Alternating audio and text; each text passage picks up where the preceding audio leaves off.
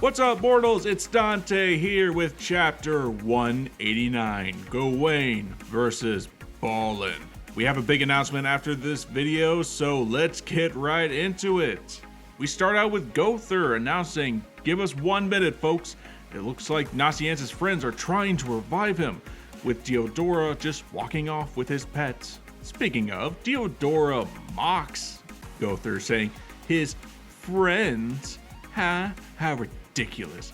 They might betray him, but they sure won't help him." Surprisingly, it's Ballin who agrees with him, saying, "Yes, the way I see it, friendship is just an excuse for the weak to huddle together."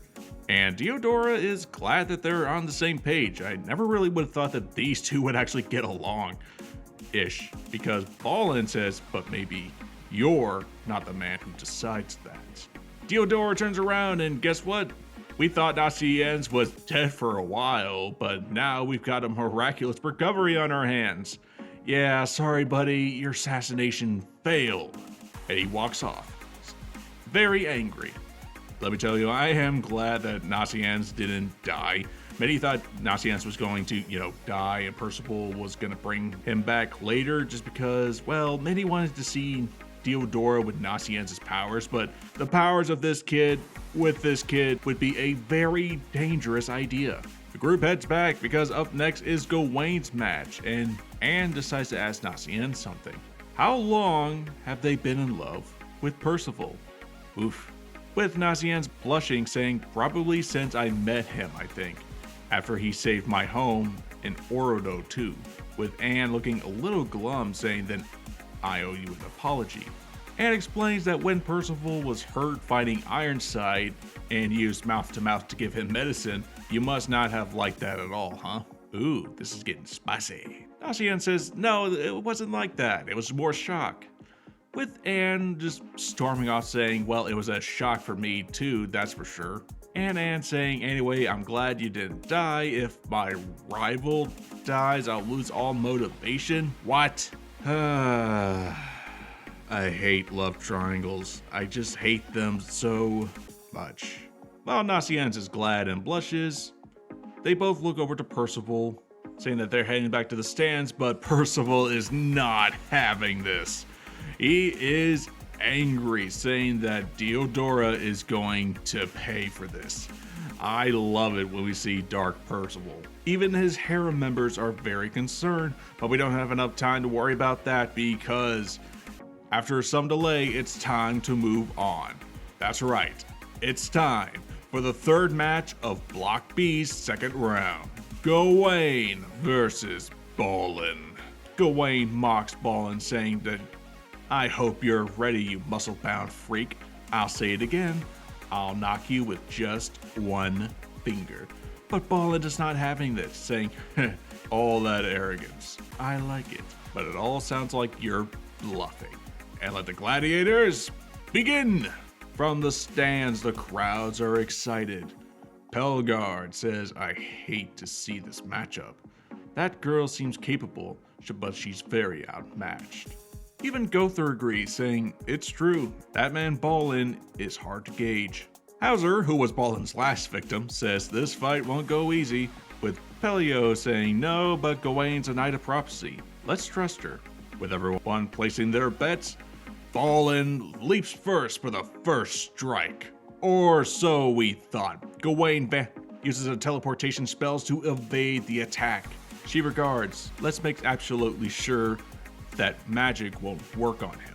But while she's distracted, Ballin just teleports right behind her and slashes the ground with his mighty blade. Gawain evades, but she starts casting a spell. Okay, I'm not saying this. The point is, she's evading the attack while Ballin is swinging his mighty sword. Effortlessly floats around him, missing each attack, with Ballin coming very close. But he does manage to lightly graze her arm and sent Gawain flying. But surprise, she launches her attack, explosive fire, launching an enormous fireball with Ballin set ablaze. But the attack is not working. Gawain takes notice of this. Fire won't work. and if the Holy Knight Captain's magic failed, then wins off the table too. She needs to find an element that will hit home, even a little, to batter him down with. Ballin leaps out of the flames, ready to strike again, but he notices that the air has turned cold around him. Gawain uses another attack, Permafrost Wall, encasing the invincible man in a pillar of ice. Seems like Gawain finally got his weakness. He struggles with her saying, "Don't worry, it won't kill you." But as close as it is to absolute zero, he'll be too frozen to go on.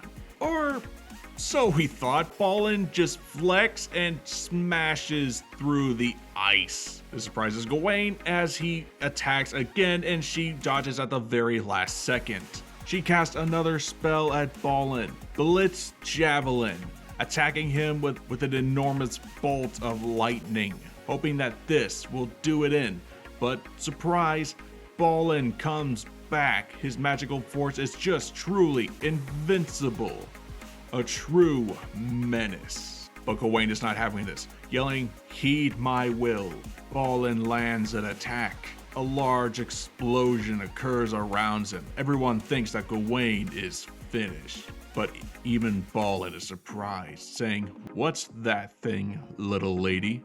Sacred treasure Rita, a battle axe adored by the sun, bearing the name of a maiden. Gawain is back in her buff form, and now she is about to have her own sword battle against Ballin. Gawain tells him, "Now, how about we kick off the second round?" But back in the stands, Pelgard is acting up, with Gowther asking if something's wrong. "This power I feel from the sword." He wonders, is that what it is, or is the girl doing it? And he clutches his arm, wondering why his old wound is aching all over again. And that is where we end chapter 189, and one heck of a cliffhanger. I am so hyped to see Gawain in her buff form again, and now with Divine Short Sword Rita. I miss this weapon, and I can't wait to see her use it more. There is one question that I've been wondering though. What is the source of Gawain's power? Is it from the sword? Like, is part of Sunshine stuck in the blade? That's why she has it? Is that why she has this power and why Pelgard is overreacting? Or does she really have it and all the power is going into the blade like how Rita usually operates? We're gonna have to find out in a few weeks. So it turns out that there's going to be no chapter next week, and the week after is Golden Week, which means it's gonna be a holiday in Japan. Yep, for 2 weeks we will not have any chapter reviews, but do not worry. I will be out with new videos focusing on discussion topics for 4 Nights of the Apocalypse and 7 Deadly Sins. What do you want me to cover next week and the week after? Let me know in the comments. I'll be posting really soon asking you for some fun ideas. But be sure to stick around for those, because I assure you, I'll do my best to make them very entertaining. This has been Dante from the Anime Underworld. I'll see you mortals later.